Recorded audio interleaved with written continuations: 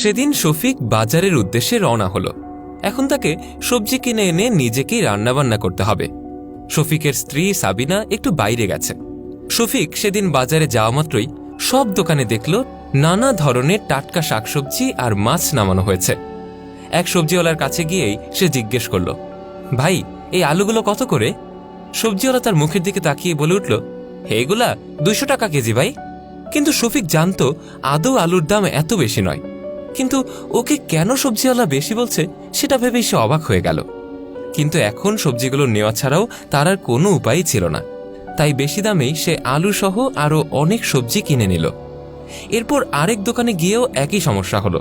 দোকানদার শফিকের কাছ থেকে সব সবজিরই অনেক বেশি বেশি দাম নিল। এরপর শফিক চলে যাওয়ার পর দোকানদার ভাবতে লাগলো, হয়তো সে অনেক লাভ করে ফেলেছে, শফিকের কাছ থেকে টাকাগুলো বেশি বেশি নিয়েছে। আর এদিকে শফিক কোনো প্রতিবাদ না করেই বাড়ির উদ্দেশ্যে রওনা হয়েছে। কিছুটা যেতেই শফিক দেখল রাস্তার মাঝে একটা মেয়ে বাইকের সামনে চলে এসেছে। শফিক তখন তাকে বাঁচানোর জন্য এগিয়ে যায়। ছুটে যাওয়ার পর বাচ্চাটাকে বাঁচাতে পেরে শফিকের ভীষণ আনন্দ হচ্ছিল। আর ততক্ষণে তো বাজারে শোরগোল শুরু হয়ে গেছে।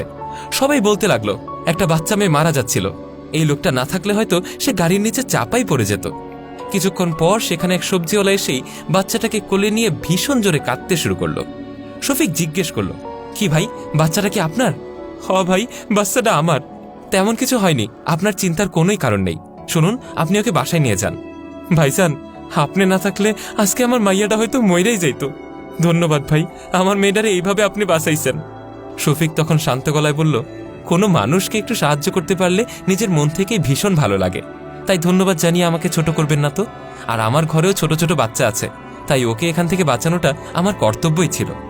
শফিকের এরকম কথা শুনে লোকটা অত্যন্ত লজ্জায় পড়ে গেল, কারণ কিছুক্ষণ আগে এই লোকটি শফিকের কাছ থেকে সব সবজিরই বেশি বেশি দাম নিয়ে অনেক লাভ করেছেন। একবারও ভেবে দেখেননি তার এই অসাধু উপায়ে উপার্জনের পয়সা বেশি দিন টিকে থাকবে না। সে সময় শফিকের কাছে সবজির দাম বেশি নেওয়ার জন্য কোনো অনুতাপও ছিল না তার, কিন্তু এই ঘটনার পর তার অনেক খারাপ লাগছে। দোকানদার তখন শফিককে বলল, ভাই, আপনি আমার কাছ থেকে এই টাকাগুলো রাখেন ভাই, আমি খুবই খুশি হব।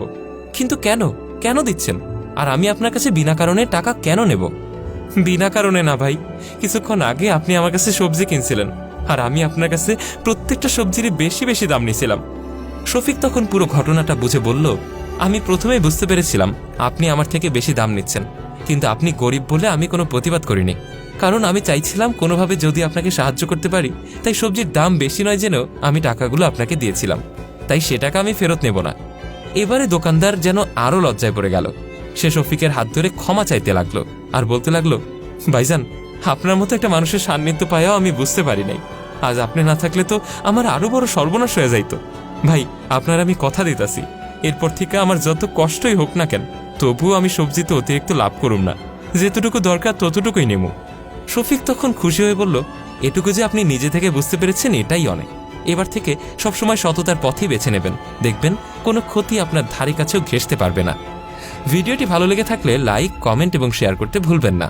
কমেন্ট বক্সে জানান আপনার মূল্যবান মতামত।